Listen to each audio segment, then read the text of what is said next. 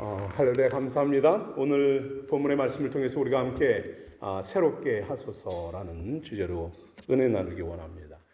본래는 제목을 거룩하게 하소서라고 이제 정했었습니다. 사실 그 제목을 정한 거는 몇 주 전이었어요. 말씀을 묵상하면서 이 본문은 이렇게 거룩하게 하소서라고 하려고 했는데 말씀을 준비하다 보니까 조금 방향이 바뀌었습니다. 여러분, 우리가 살아가는 세상은 참 급격한 변화를 겪고 있어요. 그렇죠? 하루가 다르게 이 변화의 소용돌이가 얼마나 거센지 모릅니다. 여기에 알지 모르게 진짜 끌려가면서 살아가는 게 우리의 삶이 아닌가 하는 생각도 합니다. 이런 변화 속에는 물론 긍정적인 측면도 있습니다. 이 변화로 인해서 사회가 발전하고 경제적인 풍요를 누리고 삶은 더 여유로워지고요. 그리고 문화나 여가나 주거 환경이 발전되어 가는 것 얼마나 좋습니까? 예를 들어서 여러분, 제가 나이가 많지는 않지만 한 세대를 30년으로 하면은 저는 거의 2세대 가까이 이제 살아갑니다. 우리 집사님도 그렇죠? 이제 거의 2세대 가까이 이렇게 가고 있는데, 짧은 인생이지만 정말 많은 변화가 있었습니다. 저의 또래는 아닌 분들도 많은데, 저 같은 경우는 여러분 한국 전후에 정말 우리 한국 사회가 얼마나 세계적으로 유례를 찾아볼 수 없는 급격한 변화, 발전을 이루었습니까? 근데 사실 저는 그거를 몸으로 체험한 사람이나 마찬가지예요. 저는 20대까지 농경사회에서 생활하는 부모님을 모시고 학교를 갔다 오면 밭으로 논으로 나갔습니다. 시험 보는 날도 심지어 오케나 밭으로 와라. 그러면 밭에 나가야 돼요.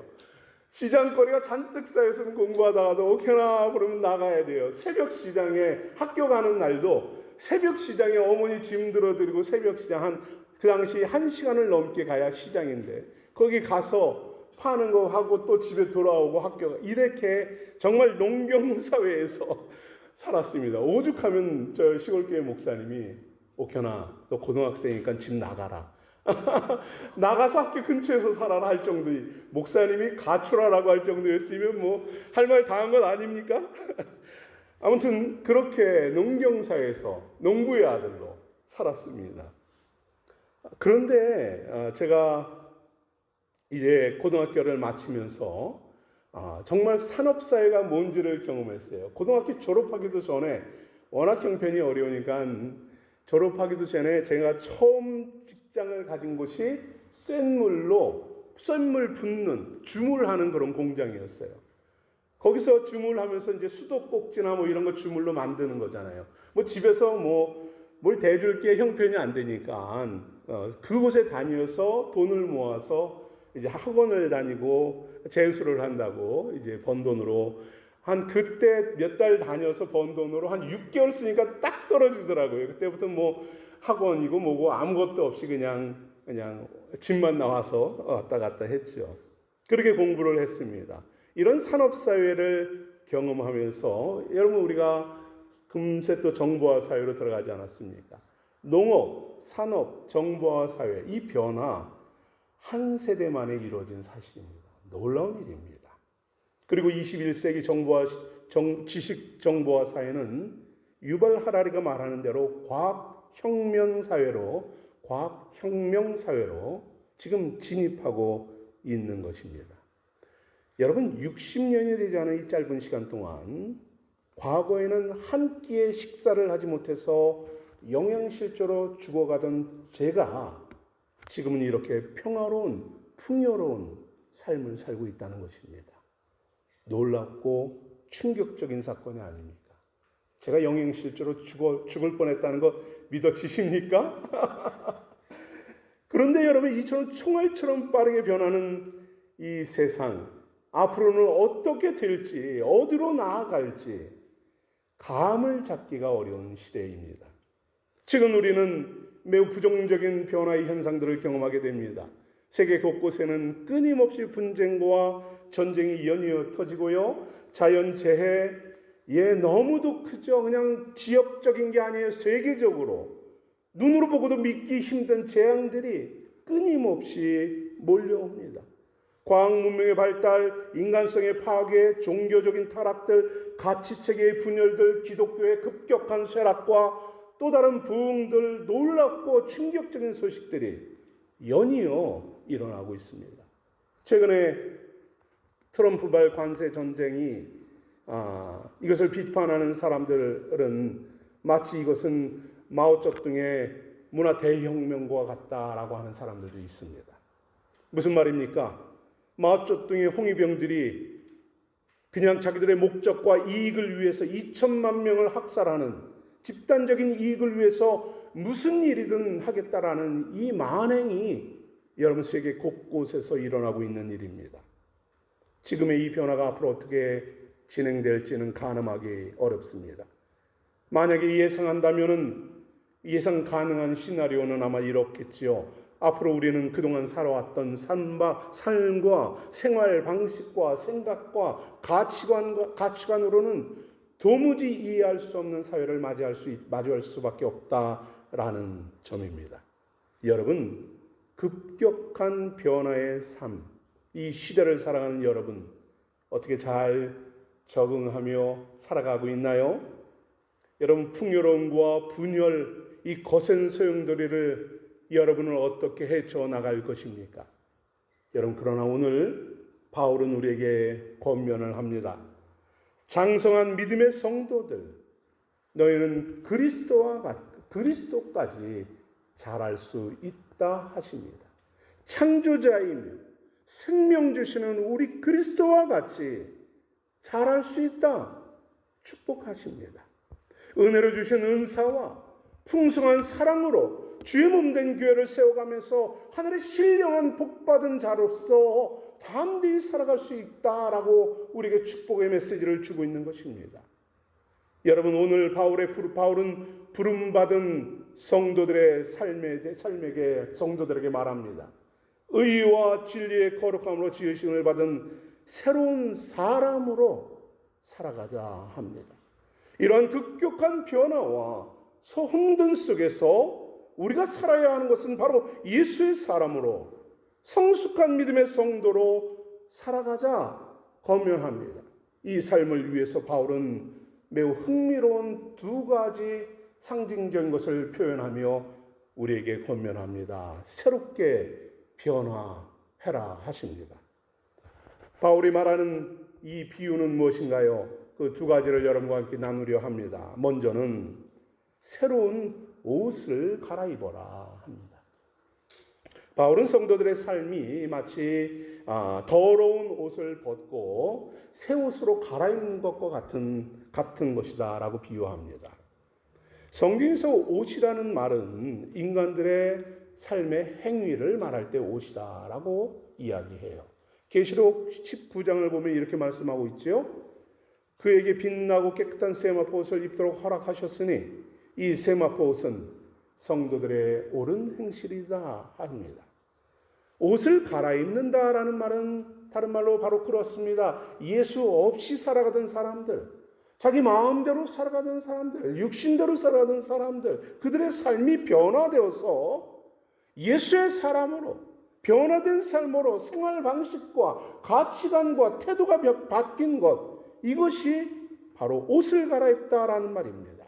이렇게 예수로 옷을 갈아입기 위해서 오늘 바울은 아주 단호하게 우리에게 명령하고 있습니다. 무엇인가요? 옛사람을 벗어버리고 새 사람을 입어라 합니다. 여러분, 옛사람을 벗어버린다라는 이 표현은 무엇입니까? 이 표현은 그냥 이것도 좋으니까 한번 해볼래? 이런 것도 한번 시도해봐. 이런 도전 한번 해봐. 이런 권면과 제안이 아닙니다. 이거는 단호한 명령입니다. 삶의 행동과 말이나 태도, 이 변화를 이루기 위해서 타협하고 미루고 미적거릴 문제가 아니다 하는 것입니다.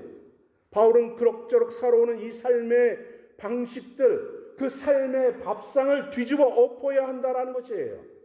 삶의 행위에 대한 철저한 회개와 변화가 가장 중요하다, 먼저다 하는 것입니다. 타인을 대하는 방식들, 자신의 삶과 이득을 취하는 그러한 방식들, 자신의 감정과 기분에 따라서 행동하는 그러한 모습들, 이거를 끊어내야만 한다라는 것이죠. 이렇게 옷을 벗어버려야만 한다 합니다.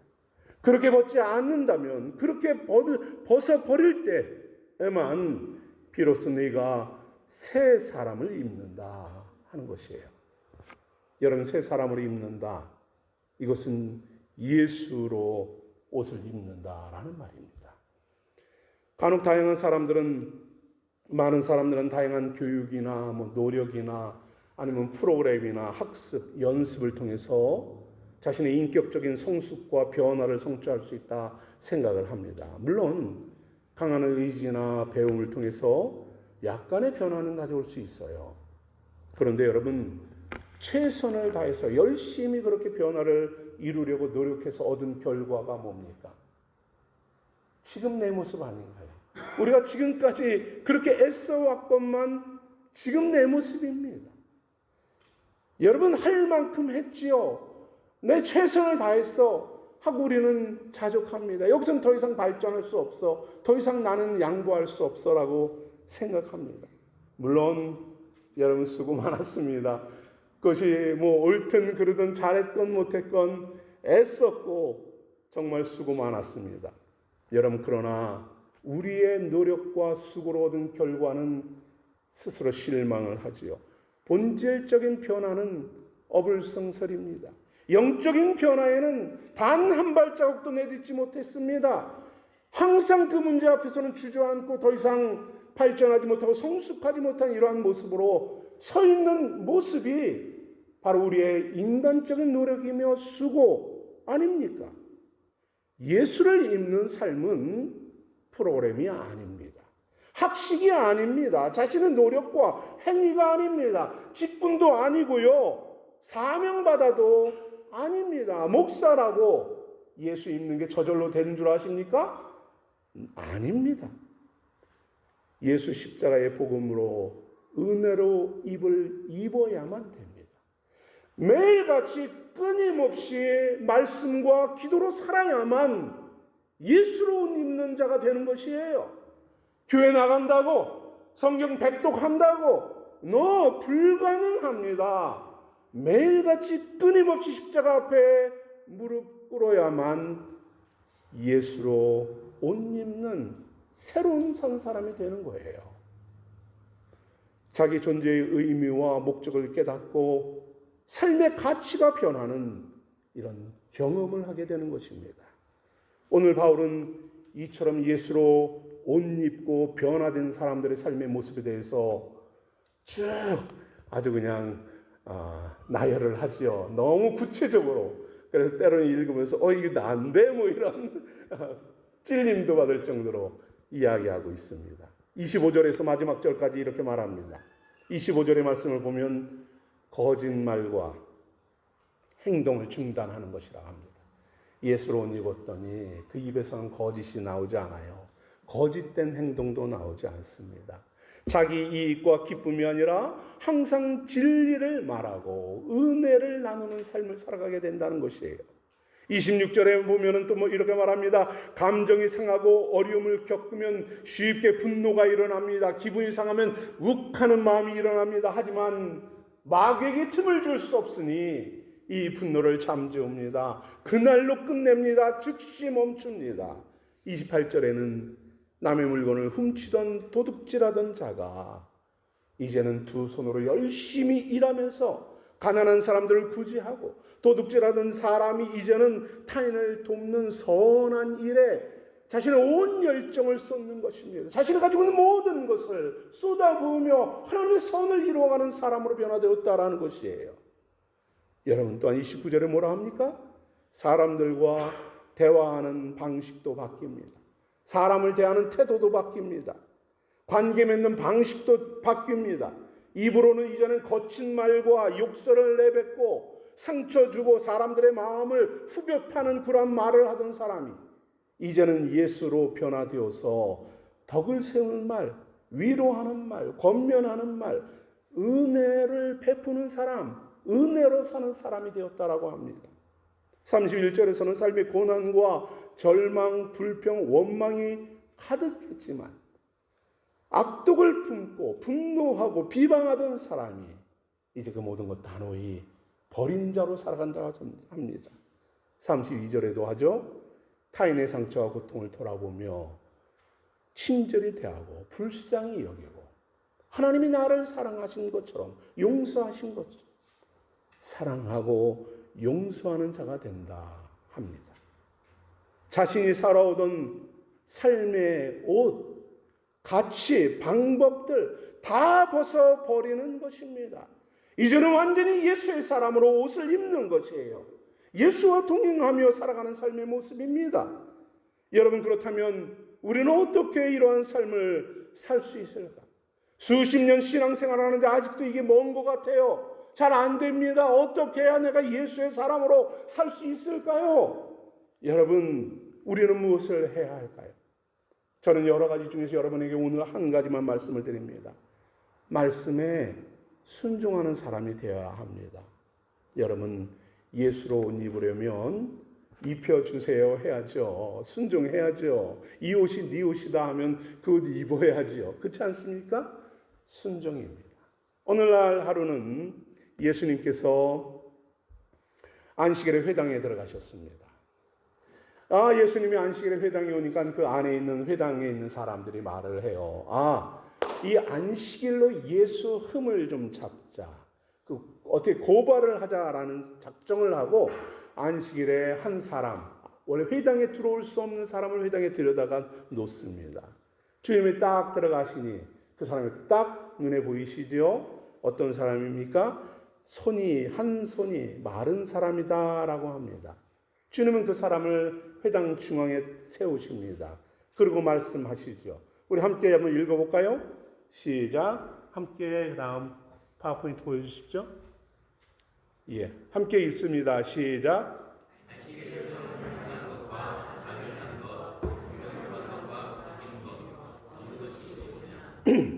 여러분, 선과 악, 생명과 파멸, 어떤 걸 해야 될까요? 무엇이 옳습니까? 몰라요? 모릅니까? 큰일 났네. 어떡하지? 다시 한번 묻습니다. 선과 악,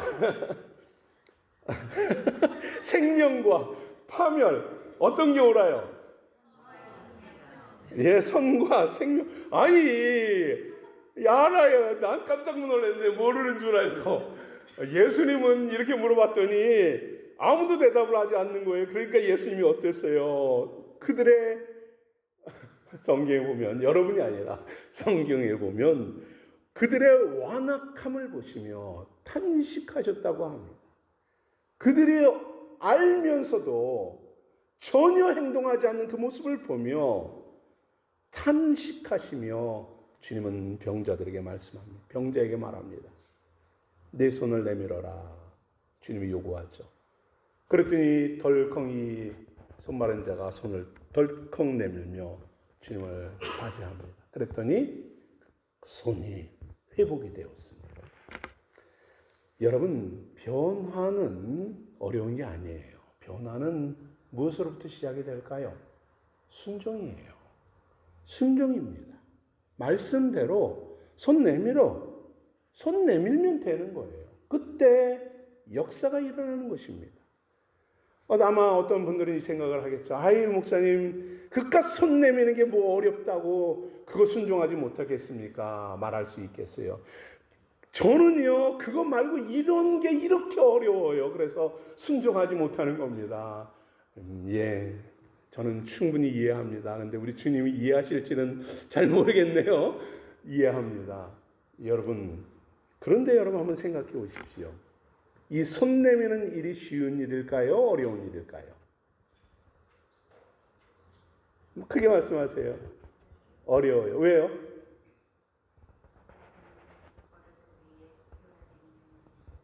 네. 그냥 손 내미는 거. 손 내미는 거 말하는 거예요. 손 내미는 거 어려운 일이에요. 어려운 일입니다. 아니 어렵고 쉽고를 떠나서 이거는 불가능한 일이었어요. 왜 그렇습니까? 상식적으로 손 마른 자가 손을 내민다 이 말은 뭐예요? 손 말랐다는 게 뭡니까? 그냥 말라서 쪼그라 붙었다는 얘기예요. 이 손이 모든 관절들이 다 저기가 굳어져 버려가지고 필 수도 없습니다. 근육, 뼈, 신경이 마비돼 가지고요. 그냥 꼼짝달싹 할 수 없는 이런 손이에요. 이게 이렇게 말라버린 손이 어떻게 움직여서 내버리겠습니까? 여러분 그러나 이 손 마른 자는 변명하지 않습니다. 내가 이 손이 이렇게 평생을 살았는데 어떻게 이걸 내놓습니까? 난 할 수 없어요. 말하지 않습니다. 주님의 말씀에 그는 모르겠어요. 어떤 마음이었는지 손 내밀어 했더니 그 말씀에 그냥 마음이 감동이 되고 손이 쫙 펴졌습니다. 말씀에 순종했더니 말씀을 마음에 품었더니 그냥 마른 손이 힘이 들어가고 주님께 나아간 것이에요. 굳어진 손이 움직입니다. 생기가 돕니다. 근육과 혈관들, 신경이 살아서 이 손이 이제 자유롭게 됩니다. 순종했더니 놀라운 변화와 역사가 일어난 것이에요. 사랑하는 성도 여러분, 여러분의 삶 속에 말라버린 것은 무엇입니까? 도무지 순종할 수 없는 그 말씀 앞에 무릎 꿇을 수 없는 것은 무엇인가요? 나이 물질 너무 없어서 순종할 수 없어요. 아니면 인격이 말라 있습니까? 여유가 마르고 건강과 사람들과의 관계와 사랑과 시간과 사명과 말씀, 열정, 여러분의 삶에서 말라 있는 것은 도대체 무엇입니까? 더 이상 사람들을 수용할 수 없는 마음, 배려할 수 없고 용서할 수 없고 긍휼을 베풀 수 없는 이 모든 것들이 메말라 있지는 않습니까? 쭉 쪼그라들어서 이제는 마른 장작처럼 되어버린 것이 도대체 무엇입니까? 인색해할 수밖에 없고 궁핍 빼진 것이 무엇인가요? 바짝 말라버린 손, 여러분 잘라버릴 날만 기다리고 있습니까? 썩어져 없어져 버릴 날만 기다리고 있습니까? 나는 더 이상 안 됩니다. 할 수 없고 이 손은 이제 구제불능입니다. 불가능하다고 부들심만 쌓고 있지는 않습니까? 여러분 언제까지 이 마른 손이 없어지기만을 기다리겠습니까? 언제까지 이 마른 손이 끝나기만을 기다리고 있습니까? 그것만 바라보고 불평하고 원망하며 이제는 이 마른 손으로 자기를 치며 타인을 공격하는 도구로 어느 때까지 살아가려고 합니까? 여러분 주님은요 여러분의 마른 손을 사용하시는 분입니다. 예수님께 여러분의 마른 손을 펴보십시오. 주님의 십자가 앞에 정직하게 여러분의 마른 영혼을 내려놓으십시오. 도무지 말라서 만질 수조차 없는 그것을 정직히 주님 앞에 끄집어 올려버리는 겁니다. 우리에게는 죽은 나무와 같고 쓸모없고 죽이고 절망케 하는 것이라 할지라도 여러분 주님의 손에 맡기면 그것은 은혜의 도구가 되는 것임을 믿으시기 바랍니다. 예수 앞에 손을 펼 때에 피가 돌고요 근육이 생기고 생명이 된다는 사실을 믿으시기 바랍니다. 옛사람을 벗어버리고 예수로 새 사람을 입게 되는 영광의 역사에 참여하는 성도가 된다는 사실을 이제는 믿어야 하지 않겠습니까? 이제는 손을 펴야 하지 않겠습니까? 이제는 말라버린 그 영혼을 주님 앞에 내려놓아야 하지 않겠습니까? 불신앙과 불평들, 원망과 때로는 못난 인격과 더럽혀지고 추한 그 옷, 여러분 어느 때까지 입고 살려고 합니까? 새 옷으로 갈아입어야죠. 더러운 옷에 새 옷을 걸치면 어떻게 됩니까? 역시 더럽지요. 그렇지 않습니까? 아무리 새 옷 입어도 내 육신, 내 모습 그대로 예수 덮셔봐야, 입었다, 믿었다, 내가 교회 나간다 해봐야 10년, 20년, 100년, 1000년 나가도 똑같아요. 이 안에서는 썩은 게 나오는데 보여지고 냄새나고 풍기는 게 똑같지 않겠습니까? 말라버린 이 손에 아무리 아름다운 화장을 칠하고 예쁘게 꾸며봐야 여러분 이 손이 어떻겠습니까? 그냥 꼴벌견이에요. 그렇지 않겠습니까? 살아야죠. 새 옷으로 갈아입어야죠. 생명을 줘야지요. 순종해야 된다는 것입니다. 예수로 옷을 입어야 한다는 것이에요. 말씀과 기도로 살아야, 순종해야 여러분이 예수로 사는 삶이 되는 거예요. 하나님의 능력으로 일하심을 경험하게 되는 것입니다. 손을 내미는 행동, 이거는 여러분이 해야 하는 일입니다. 주님이 억지로 네 손 펴하고 손을 끄집어 당기시지 않습니다. 여러분이 자원해서 그 앞으로 나아가고 손을 펴야 합니다. 이것이 순종입니다. 다른 건 아니에요. 네가 한번 고쳐봐. 그 요구하지 않습니다. 손만 펴라는 것입니다. 그때 예수로 옷 입고 변화로 나아가는 것입니다. 그렇게 할지 말지는 오롯이 여러분의 몫입니다. 결정하십시오. 여러분의 결단과 순종이 그 속에 하나님의 은혜가, 하나님의 능력과 긍휼이 더해지는 것입니다. 손을 펼치고 새 사람으로 변화되게 하십니다. 사랑하는 성도 여러분, 계시록을 읽으면 계시록에는, 천국에는 많은 사람들이, 성도들이 있습니다. 그런데 거기에는 세상의 옷을 모두 다 벗어버리고 예수 그리스도로 옷 입은 자들에 대해서 거듭거듭 소개하고 있습니다. 천국에는 그 외에는 아무도 없어요. 예수로 옷 입지 않은 자는 거기에 들어갈 수 자체가 없습니다. 이들에 대해서 요한은 소개하죠. 이들은 어린 양의 피에 옷을 씻어 희게 된 자들이다 합니다. 하나님이 입혀준 세마포 옷을 입은 자들이다 합니다. 그들은 하나님의 자녀로서, 그리고 하늘나라의 백성으로 왕 같은 자들이 되어서 주님의 영원한 소망 가운데 살아감을 말씀합니다. 예수로 옷 입지 않으면 소용없다는 사실입니다. 예수로 옷 입고 새 생명과 영원한 영광을 누리는 우리 생수의 성도들 되기를 간절히 축복합니다. 아멘. 오늘 말씀은 또한 우리에게 두 번째 비유로 뿌리에 대해서 이야기합니다. 새로운 뿌리를 내려서 이제 열매를 맺어라 합니다. 오늘 바울은 에베소 교회 그 성도들의 그 과거와 현재를 끄집어내요. 사실 과거를 누가 이렇게 아무리 친하고 좋아도 얘 옛날에 이랬어 해보면 어때요? 기분 나쁜 얘기예요, 그죠? 그런데 오늘 바울은 에베소 교회 너희 옛날에 그랬지 하고 이야기하는 걸 한번 들어보십시오. 오늘 17절에 19절을 보면은 너희는 온갖 추악한 죄를 범하고 험한 것을 쫓아가던 자들이고 그때 얼마나 너희가 비참했는 줄 아냐? 총명은 어둡고 무지하고 강팍한 마음과 더러운 욕심을 행하고 하나님의 생명이 없던 자들이었다라고 합니다. 너희 원래 그런 자들이었어 라고 그 과거를 굳이 들춰가면서 끄집어내서 이야기합니다.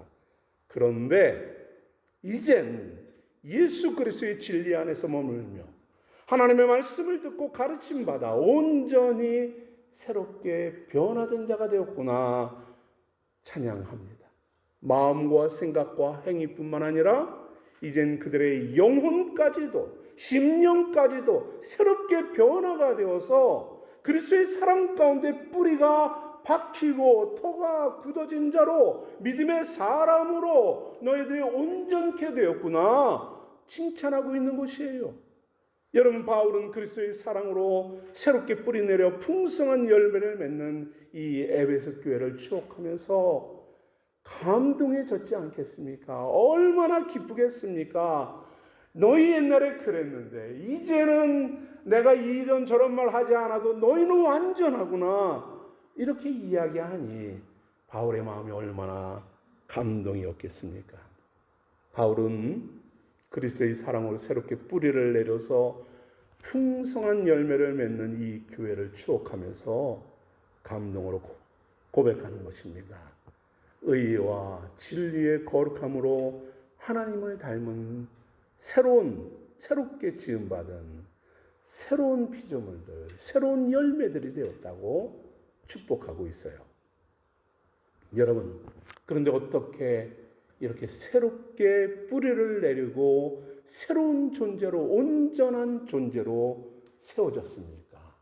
이 비결에 대해서 바울은 에베소 3장에서 말씀하는 겁니다. 우리 함께 한번 읽어볼까요? 다 같이 읽어봅니다. 시작.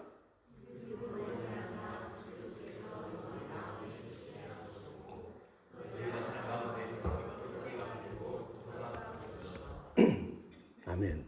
어떻게? 예수 그리스도의 사랑으로 라는 겁니다. 예수님의 사랑으로 뿌리를 내렸구나라는 겁니다.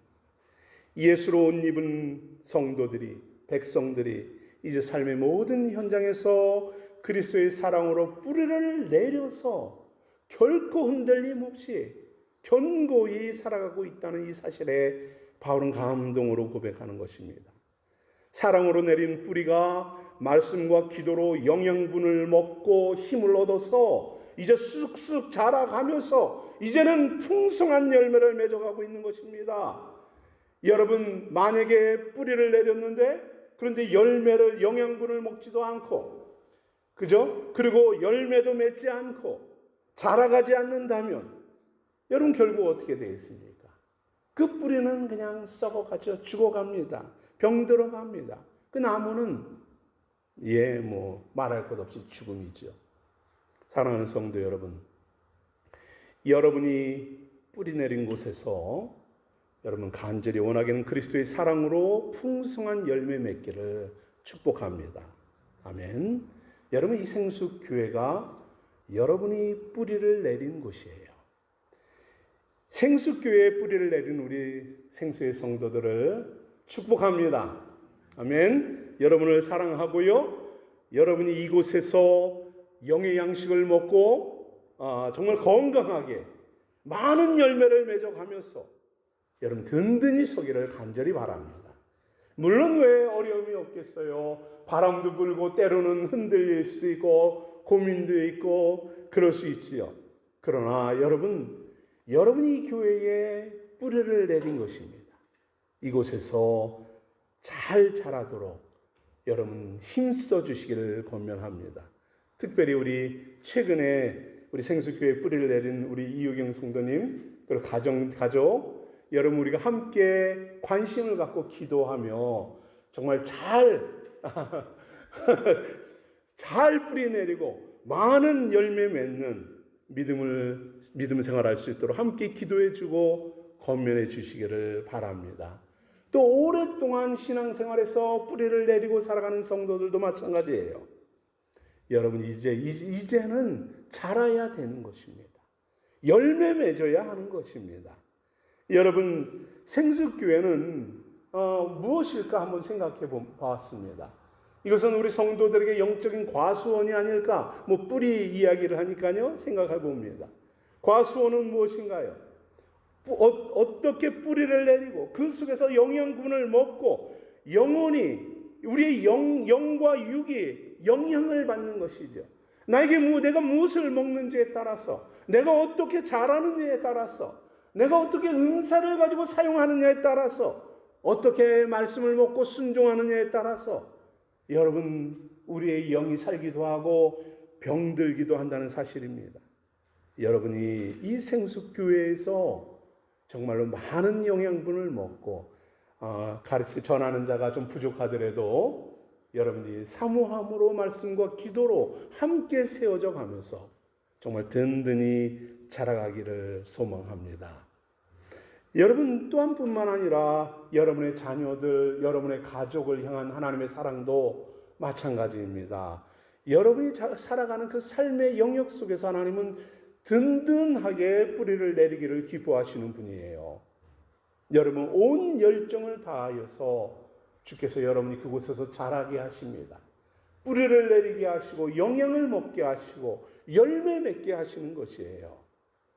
여러분이 양식을 먹고 주를 만나고 그 안에서 사명을 감당하고 그 안에서 주님과 동행하는 이 삶, 이런 삶을 통하여서 주님 우리 갈라디아에서 말씀하신 것 같이 사랑과 희락과 화평, 인내, 자비, 양성, 충성, 오래 참음, 절제, 온유 이 열매를 맺어 가는 것입니다.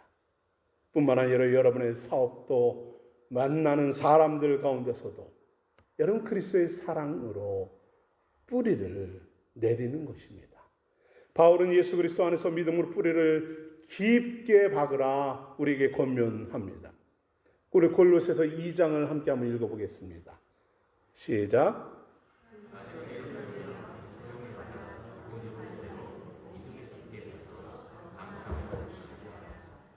아멘. 여러분이 예배하고 기도하고 머물고 만나는 그 삶의 현장이 여러분 그리스도의 사랑으로 뿌리 내린 곳이 되기를 축복합니다. 여러분이 있는 곳에서 그 속에서 진리의 말씀을 듣고 믿음으로 자라고 굳게 서서 넘치는 감사와 소망이 풍성해지기를, 그것으로 열매 맺기를 여러분 사모하며 나아갑시다. 성도의 삶은 그리스도의 사랑과 믿음으로 깊게 뿌리를 내리는 것이에요. 여러분 만약에 나무를 심었는데 어설프게 뿌리를 내리면 어떤가요? 그냥 바람만 불면 조금 어려움이 있으면 그냥 넘어져 버려요. 죽어져 버립니다. 여러분 어설프게 교회에 뿌리 내리지 마세요. 그냥 와도 되고 안 와도 되고 이러한 곳이 아닙니다. 교회는 어떤 곳이에요? 내 영이 살고 죽느냐의 문제가 달린 곳이에요. 이땐 이러고 좋을 땐 이러고 아닐 땐 이런 게 아닙니다. 여러분 우리가 세상을 살아가면서도 예를 들어 여러분 자녀들을 양육하면서 그들이 배움과 대학 가고 직장 가고 사업하고 성장하는데 여러분 온 열정을 기울이지 않습니까? 짧은 100년 살아가기도 우리는 그 열정으로 살아요. 근데 영원한 삶, 영원한 양식을 먹고 주님을 만나고 사명을 감당하는 주님의 몸된 교회에서 여러분 그냥 대충 이름만 두고 산다는 것, 이게 가능하겠습니까? 그러니 미안합니다만 신앙이, 믿음이 자라지 않는 거예요. 여러분 영혼을 살리는 문제라는 사실을, 그리고 그 열정과 애정으로 깊이 뿌리 내리기를 권면합니다. 열매 맺기를 정말 신실하게 최선을 다해서 믿음이 자라도록 여러분 노력해도 부족한 게 신앙생활이에요. 열매가 맺혀지도록 수고와 노력을 기울이는 것, 걸음을 주고 돌보는 것, 여러분 이게 우리가 해야 할 일들입니다. 그렇게 우리가 말씀과 기도로 나의 영혼을 돌아보고 힘써서 자신의 영적 상태를 점검하며 나가는 거예요. 그렇지 않으면 결국 어떤 일이 일어나는 줄 아십니까? 쓴 뿌리만 나오게 되어 있어요. 뿌리가 깊게 자라서 영양분을 먹어야 되는데 그게 안 되면 그냥 쓴 뿌리만 나와서 자기도 죽고 남들도 죽는 것입니다. 히브리서 기자는 우리에게 이렇게 말합니다. 너희는 하나님의 은혜에 이르지 못하는 자가 없도록 하고 또 쓴 뿌리가 나서 괴롭게 하여 많은 사람이 이로 말미암아 더럽게 되지 않게 해라 합니다. 여러분 은혜와 축복이 시작되고 은혜와 축복으로 시작하고 그리스도의 사랑으로 뿌리를 내리는 것 좋아요. 그럴지라도 만약에 믿음으로 자기를 돌아보지 않고 말씀과 기도로 세워지지 않는다면 그곳에서는 쓴 뿌리만 나오게 되어 있습니다. 잡초만 무성하게 자라는 것이에요. 쓸모없는 땅이 됩니다. 그 후에 그 땅을 갈아엎으려고 한번 해보십시오. 이전보다 100배는 더 힘들어요. 이전보다 더 고통스러운 일이 겪게 될 수밖에 없는 것입니다. 여러분의 마음과 여러분의 영혼이, 그리고 물론이고 교회와 여러분의 생업 속이 여러분 쓴 뿌리가 나지 않도록 말씀과 기도로 매 순간 매일같이 여러분 주님 앞에 서야 하는 이유가 바로 그것입니다. 그래서 바울은 우리에게 말하죠. 마귀에게 틈을 주지 말라 합니다. 분명히 잊지 마십시오. 여러분이 빈틈만 주면 파고들어 쓴 뿌리가 나게 합니다. 그렇게 우리 생수교회에서도 우리의 성도들의 신앙을 위해서 매일같이 말씀을 묵상하는 이유가 바로 그것입니다. 기도 생활을 하자 권면하는 이유가 그것이고요. 일대일을 나누고 티사역을 하고 어성경을 하고 말씀으로 끊임없이 전하는 이유가 바로 그것입니다. 말씀과 기도가 없이는 내 안에서는 쓴 뿌리만 나오게 되어 있기 때문입니다. 삶의 현장이 주님의 도우심과 은혜로 풍성해져야 하는데, 성령의 열매가 맺혀져야 하는데, 그렇지 않다면 얼마나 비참한 일이겠습니까? 사랑하는 성도 여러분, 바울은 오늘 새로운 옷을 입고 새로운 뿌리를 내서 변화되어 열매 맺으라 권면합니다. 그 대상이 누구인가요? 에베소 교회입니다. 그죠? 오늘 본문은 에베소 교회입니다. 그 대상이 이제는 우리입니다. 그런데 여기 에베소 교회에 있는 사람들은 누굽니까? 그 바로 앞에 나와 있는 사람들이 있어요. 그들은 놀라운 은사로 능력 있게 사용하는 사람들입니다. 사도요, 선지자요, 복음 전하는 자요, 목사요, 교사요.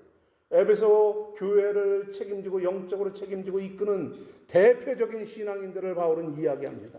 너희 정말로 그리스도의 몸을 세워서 사역하는 그들, 믿음으로 사명을 감당하는 그들, 풍성한 은혜를 누리는 그들, 지금까지 잘하고 있다. 그러나 사역자요 은사자인 너희도 기억해라.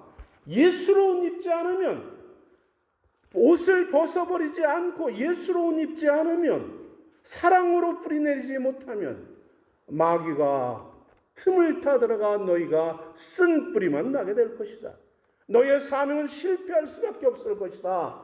바울은 냉혹하게 경고하는 것이에요. 간혹 특별한 사명을 입고 직분을 받고 은사로 사역하는 사람들이 착각을 하는 경우가 있습니다. 자신이 받은 직분이, 자신이 가지고 있는 사명이, 비전이 마치 자신의 신앙인 것으로 생각을 합니다. 자신의 영적 상태인 것으로 착각하며 살아가는 사람들이 많아요. 저도 그렇습니다. 제가 이제 50년이 모태신앙이 아닙니다. 그러나 50년을 넘게 신앙생활을 합니다. 저희 가정은 철저한 유교적인 가정이에요. 그래서 1년에도 진짜 많게는 10번 정도 제사를 지내는, 거의 달마다 달달이 제사를 지내는 그런 가정이었어요. 그런 가정에서 예수 만나고 어려서 예수님을 정말 깊이 만나고 정말 예수님의 큰 사랑을 얻고 이제 사역자로 들었습니다. 예를 들어 저희 사역 기간을 대충 따지면 전도사 때부터 사역을 한 걸 보면 지금 어림잡아 34년, 5년 정도 이 사역자로 살아갑니다. 목사, 목회자, 항상 말씀을 전하는 사람이죠. 그리고 양육하는 사람입니다. 그리고 저는 뭘 하든지 목사라는 것이 드러납니다. 그죠?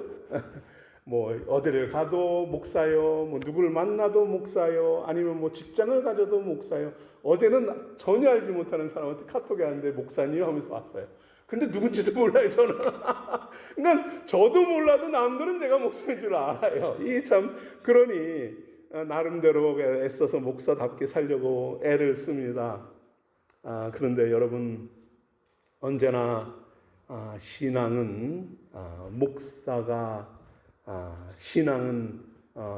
아닙니다.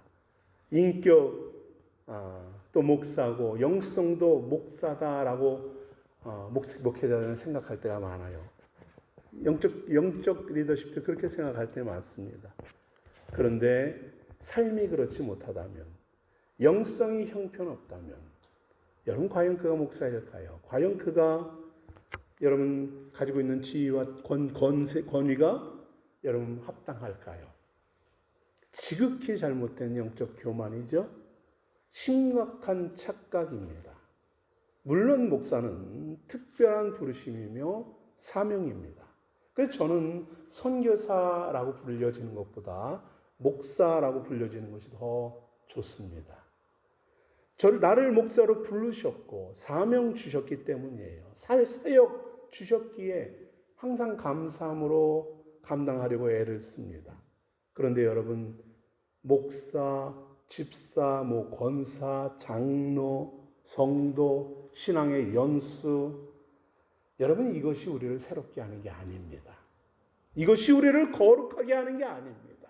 이것이 우리를 열매 맺게 하는 게 아니에요. 그것으로만 산다면 그가 누구든, 바울이 에베소 교회 리더십들에게 말했던 대로 그가 누구든 쓴 뿌리만 나는 자가 되는 것이에요. 영적 교만에 빠지지 않도록 믿음의 성도들은 힘써야 하는 것입니다. 날로 새로워져야 하는 것입니다.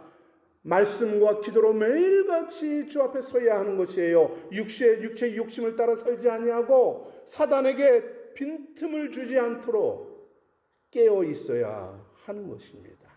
누구를 막론하고 주님 앞에서 우리는 새 옷을 입어야 합니다. 주의 사랑하는 주의 사랑과 믿음으로 뿌리를 내리고 든든히 세워지는 우리 생수의 성도들 되기를 축복합니다. 아멘. 기도하겠습니다. 할렐루야. 주의 백성들을 세우시고 부르셔서 주의 자녀 삼아주시고 이제는 열매 맺는 자로, 새로운 자로, 하늘의 당신의 자녀로, 왕같은 자들로 우리를 삼아주시는 주여, 주님, 이름만이 아니라, 형식만이 아니라, 오래된 연수가 아니라, 알고 있는 지식이 아니라, 매 순간 말씀과 기도로 깨워 주님을 바라보는 주의 백성들 되도록 이끌어 주옵소서. 새로워지게 하소서. 새 옷을 입게 하소서. 육체의 옷을 버리며 예수로 옷 입고 주의 사랑으로 살아가는 우리 생수의 성도들 되도록 인도하여 주옵소서. 감사함이 예수님 이름으로 기도합니다. 아멘.